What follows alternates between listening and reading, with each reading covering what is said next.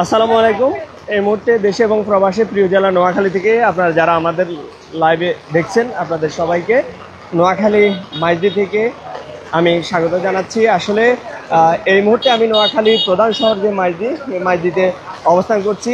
মাইজদির প্রধান যে কেন্দ্রবিন্দু নোয়াখালী সুপার মার্কেট, সেই নোয়াখালী সুপার মার্কেটের সামনে এই মুহূর্তে রয়েছি। প্রবল বর্ষণ হচ্ছে এবং আপনারা জানেন যে এই বর্ষণে কিন্তু বরাবরের মতো এবারও ডুবে গেছে নোয়াখালীর যে প্রধান শহর মাইজদি। সেই মাইজদির যে প্রধান সড়কটি অর্থাৎ জেলা প্রশাসন কার্যালয়ের সামনে এবং নোয়াখালী সুপার মার্কেটের সামনে যে সড়ক, সেটি অলরেডি ডুবে গেছে এবং এখানে যে ক্ষুদ্র ক্ষুদ্র যে ব্যবসায়ীরা আছেন, আসলে তারা তাদের বর্তমান পরিস্থিতি খুবই নাজুক বলা যায় এবং তারা বলতে চাচ্ছেন এটার একমাত্র কারণ হচ্ছে যে ড্রেনেজ ব্যবস্থা রয়েছে, সেই ড্রেনেজ ব্যবস্থার যথাযথ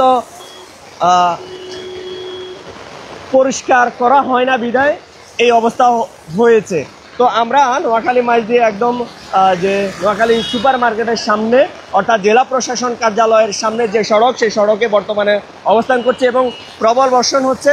সেই বর্ষণটি আমরা আপনাদেরকে বর্ষণের মধ্য থেকেও সরাসরি আসলে পরিস্থিতি দেখানোর চেষ্টা করছি। তো এই বর্ষণ আগামী 11 তারিখ নাগাদ চলবে এমনটাই আমরা জেনেছি এবং যদি আপনাদেরকে বলি, আমাদের পার্শ্ববর্তী যে জেলা রয়েছে ফেনী জেলা, সেখানকার বর্তমান পরিস্থিতি খুবই নাজুক।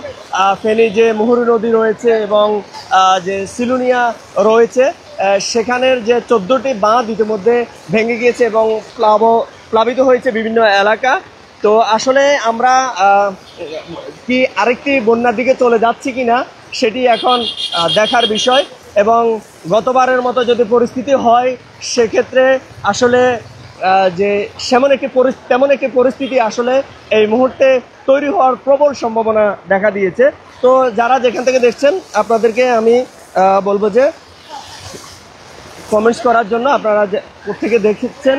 তো আসলে এটি নোয়াখালীর প্রধান যে গুরুত্বপূর্ণ একটি সড়ক, এটি হচ্ছে এই সড়কটি ডুবে গিয়েছে এবং ক্রমান্বয়ে পানি বাড়ছে এবং পানি যত বাড়বে তত বেশি আসলে বন্যার সম্ভাবনা দেখা দিবে। আমরা এখনও বলছি না যে বন্যা দেখা দিয়েছে, এটি কিন্তু জলাবদ্ধতা।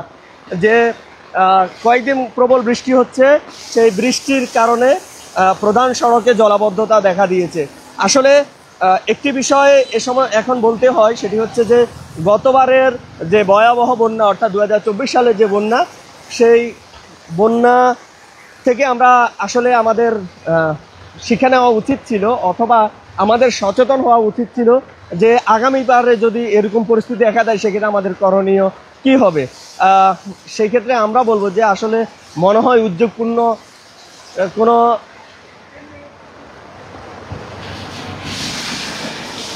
তেমন কোনো উদ্যোগ নেওয়া হয়নি, যার ফলে এবারও সেম জলাবদ্ধতা এবং এই জলাবদ্ধতার কারণেই হয়তো বন্যা দেখা দিতে পারে। তো আপনারা যারা দেখছেন, আমরা বলবো যে আমাদের যার যার জায়গা থেকে এই মুহূর্তে সচেতন হওয়া উচিত। যে ড্রেনেজগুলো রয়েছে সেগুলো যথাযথভাবে পরিষ্কার করে দেওয়া উচিত, বড় যে খালগুলো রয়েছে সেগুলো পরিষ্কার করে দেওয়া উচিত এবং সেই সাথে বলবো যে সরকারকে এবং স্থানীয় প্রশাসনকে আরও উদ্যোগী ভূমিকা পালন করতে হবে, এমনটাই আশা করছেন বা এমনটাই চাচ্ছেন নোয়াখালীর বাসিন্দারা। এটি নোয়াখালীর অত্যন্ত গুরুত্বপূর্ণ একটি জায়গা। আমরা যদি বলি, এই পাশে নোয়াখালী সুপার মার্কেট, এই যে আমরা দেখাই আপনাদেরকে, এই পাশে নোয়াখালী সুপার মার্কেট, এই পাশে নোয়াখালীর প্রধান ডাকঘর অর্থাৎ নোয়াখালীর মূল কেন্দ্রবিন্দু যে জায়গাটি, এটি পানিতে নিমজ্জিত এবং সবচেয়ে দুঃখের বিষয় যেটি যে কিছু বৃষ্টি হলেই কিন্তু এখানে জলাবদ্ধতা তৈরি হয়। তো আমরা এই বিষয়টি যে অত্যন্ত দুঃখের বিষয় যে প্রচুর বৃষ্টি হলে এখানে জলাবদ্ধতা তৈরি হয়। এই জলাবদ্ধতা নিরসনে আসলে কি ভূমিকা নেওয়া হয়েছিল পূর্বে, সেটি এখন মূল প্রশ্নের বিষয় যে আসলে যে কি ভূমিকা নেওয়া হয়েছে এই জলাবদ্ধতা নিরসনে। এখানে কিন্তু সরকারি অনেক গুরুত্বপূর্ণ অফিস, এপাশে আমরা যদি আপনাদেরকে বলি জেলা তথ্য অফিস, ত্রাণ ও দুর্যোগ অফিস, আমরা সেই সাথে আপনাদের খুবই গুরুত্বপূর্ণ সরকারি রেকর্ড, সে রেকর্ডটিও এখানে রয়েছে। অর্থাৎ আমরা আপনাদেরকে যদি বলি সরকারি রেকর্ড যেটি, অর্থাৎ মানুষের যে জায়গা জমির যে খতিয়ান রয়েছে, সেই খতিয়ানের একটি গুরুত্বপূর্ণ রেকর্ড কিন্তু এখানে। এবং এর পাশাপাশি এখানে সদর সাব রেজিস্ট্রি অফিস এবং জেলা মডেল মসজিদ এবং জেলা প্রশাসন কার্যালয়, জেলা শিল্পকলা একাডেমি, খুবই গুরুত্বপূর্ণ এই সড়ক। এবং এই মুহূর্তে আমি যে জায়গাটি দেখাচ্ছি দেখতে পাচ্ছেন আপনারা স্ক্রিনে, এটি হচ্ছে রেকর্ড অফিস, অর্থাৎ এটি হচ্ছে যে খতিয়ানের যে জেলা রেকর্ড অফিস সেটি হচ্ছে এটি। এবং এটি কিন্তু টোটালি পানিতে নিমজ্জিত হয়ে গিয়েছে। আমরা জানি না আসলে এর ভেতরের বর্তমান পরিস্থিতি কি। তো আমরা আস্তে আস্তে ক্রমান্বয়ে এগিয়ে যাচ্ছি সামনের দিকে, এবং যতদূর দেখতে পাচ্ছেন আপনারা পানিতে কিন্তু নিমজ্জিত হয়ে গিয়েছে পুরো সড়কটি। তো এই মুহূর্তে প্রাকৃতিক যে দুর্যোগে আমাদের কারোই হাত নেই, সেটি বন্ধ করার সুযোগ নেই। তবে আমাদেরকে আমাদের জায়গাগুলো থেকে সচেতন হতে হবে, এমনটাই মনে করছেন যে শহরের বিজ্ঞজনেরা। এবং আমরা আপনাদেরকে যদি বলি যে ড্রেনেজ যে ব্যবস্থাগুলো রয়েছে সেগুলোকে খুব ভালোভাবে আসলে পরিষ্কার পরিচ্ছন্ন করে দেওয়াটা পূর্বেই দরকার ছিল। এবং যারা যেখানে অবৈধভাবে বাঁধ দিয়েছেন, অবৈধভাবে পানি নিষ্কাশনের জায়গাগুলো বন্ধ করে দিয়েছেন, সেগুলোকে আসলে ক্লিয়ার করা দরকার ছিল, সেই বাঁধগুলো ভেঙে দেওয়া দরকার ছিল। তাহলে শহরের যে পানিগুলো সেগুলো নেমে যেত এবং এই জলাবদ্ধতা তৈরি হতো না।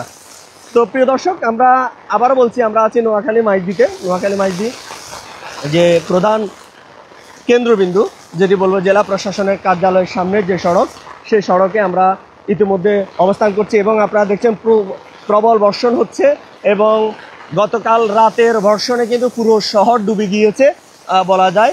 এটি যদি শহরের প্রধান কেন্দ্রবিন্দুর অংশটুকু হয়ে থাকে, তাহলে শহরের যে পার্শ্ববর্তী যে পৌর এলাকাগুলো রয়েছে সেগুলোর কি অবস্থা। এবং আমি সেই সাথে আপনাদেরকে আরেকটি বিষয় বলতে চাই, নোয়াখালী যে পৌর বাজার রয়েছে, সে পৌর বাজারে আসলে কোমর অবধি পানি হয়ে গিয়েছে বা হাঁটুর উপরে পানি হয়ে গিয়েছে।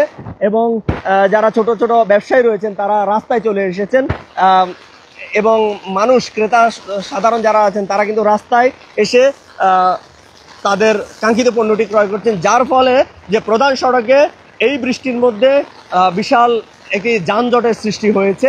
তো সব মিলিয়ে আসলে পরিস্থিতি নাজুক।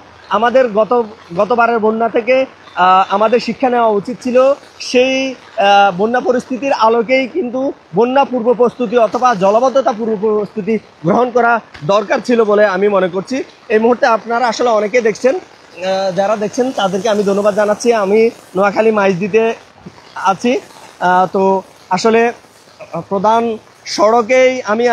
সড়কের প্রধান কেন্দ্রবিন্দুতেই আমি আছি। তো একজন ভাইকে আমি দেখতে পাচ্ছি। আপনি কোথেকে এসেছেন? সুবর্ণচর। আচ্ছা, তো আপনি কি মাইজদি থাকেন? না, সোনাপুর থাকেন। গতকালকে তো এই পরিস্থিতি ছিল না। আপনি কি মনে করেন গতবার বন্যা থেকে আমাদের কি পূর্ব প্রস্তুতি নেওয়া দরকার ছিল কিনা, বা শিক্ষা নেওয়া দরকার ছিল কিনা, যে এরকম পরিস্থিতি হলে কি করা দরকার?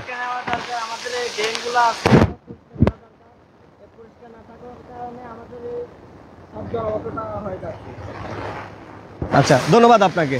তো আমরা আসলে এই মুহূর্তে একজন পথযাত্রীকে এখানে পেলাম। তিনিও বলেছিলেন যে বন্যা পূর্ব প্রস্তুতি নেওয়াটা আমাদের দরকার ছিল, বা জলাবদ্ধতা পূর্ব প্রস্তুতি নেওয়া দরকার ছিল। আর একটি কথা আসলে আমরা বলতে চাই যে বর্তমান যে সংকটকালীন সময়, এই সংকটকালীন সময়গুলোতে আমাদেরকে ফেসবুকে যে কোনো পোস্ট দিতে আরও একটু সতর্ক হতে হবে। অনেকে কিন্তু বন্যা বলছেন, যে বন্যা পরিস্থিতি এখনো তৈরি হয়নি, তবে তৈরি হওয়ার প্রবল সম্ভাবনা দেখা দিয়েছে। এটি কিন্তু একটি জলাবদ্ধতা, এবং এই জলাবদ্ধতা তখনই বন্যায় রূপ নিবে যখন এই পানিগুলো যথাযথভাবে নিষ্কাশনের সুযোগ থাকবে না। তো আমরা আপনাদের যারা দেখছেন সবাইকে বলবো যে যার জায়গা থেকে আমাদেরকে সচেতন হতে হবে। ফেসবুকে যে কোনো পোস্ট দেওয়ার ক্ষেত্রে আমাদেরকে সচেতন হতে হবে।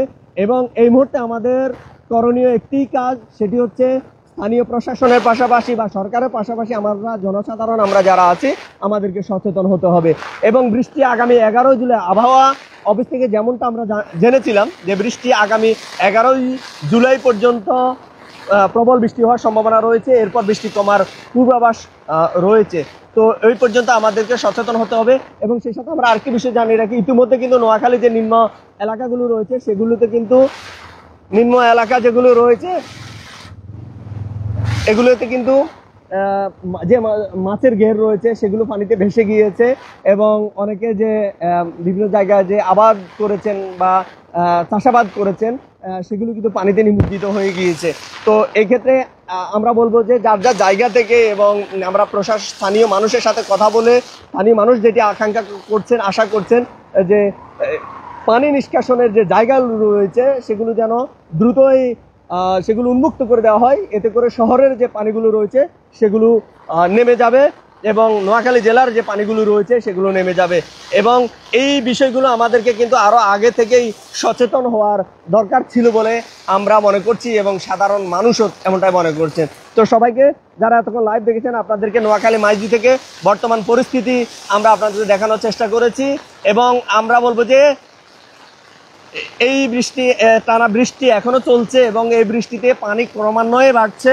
সকাল পর্যন্ত আমরা যেমনটা খবর পেয়েছিলাম যে গতকাল থেকে আজকে পর্যন্ত 1 সেন্টিমিটার বৃষ্টি পানি বেড়েছে এবং এই পানি বেড়েই চলেছে। এই পানি যদি যথাযথ নিষ্কাশনের সুযোগ না থাকে তাহলে এটি বন্যায় রূপ নিতে পারে। তো সবাইকে সচেতন থাকার জন্য আহ্বান জানাচ্ছি এবং নোয়াখালী যে সকল স্বেচ্ছাসেবী সংগঠন রয়েছেন বা যে সকল সামাজিক সংগঠন রয়েছেন তাদের সকলকে আসলে এই মুহূর্তে প্রস্তুত থাকার জন্য বলছেন স্থানীয় মানুষজন এবং যারা শহরের বিজ্ঞজন রয়েছেন তারাও এমনটা বলছেন প্রস্তুত থাকার জন্য যাতে যে কোনো পরিস্থিতি মোকাবেলা করা যায়। তো সকলকে অসংখ্য ধন্যবাদ। আমি নোয়াখালীর যে প্রধান যে কেন্দ্রবিন্দু জেলা প্রশাসন কার্যালয়ের সামনে রয়েছি, সেখান থেকে সর্বশেষ পরিস্থিতি দেখাচ্ছি। এবং আজকে আরেকটি কথা বলি, এটি যেহেতু শহরের খুবই প্রধান একটি জায়গা, সেক্ষেত্রে এখানে মানুষজন বিভিন্ন অফিস আদালতে তাদের সেবা নিতে আসেন। তো সেবা প্রত্যাশী মানুষের সংখ্যা আজকে কম, যেহেতু গাড়ি চলাচল তেমন একটা করছে না আর পানি বাড়ার সঙ্গে সঙ্গে সব কিছু বন্ধ হয়ে যাবে। এর বাইরেও যারা আসলে রয়েছেন একদমই যাদের আসতে হবে যে তারা ঘর থেকে বের হয়েছেন এমনটা আমরা দেখতে পাচ্ছি। তো আমরা লাইভটি শেষ করব। যারা লাইভ এতক্ষণ দেখেছেন সকলকে অসংখ্য ধন্যবাদ। আমাদের সকলের উচিত আমরা বলবো এই মুহূর্তে যার যার জায়গা থেকে সচেতন হওয়ার জন্য। সবাইকে অসংখ্য ধন্যবাদ। আল্লাহ হাফেজ।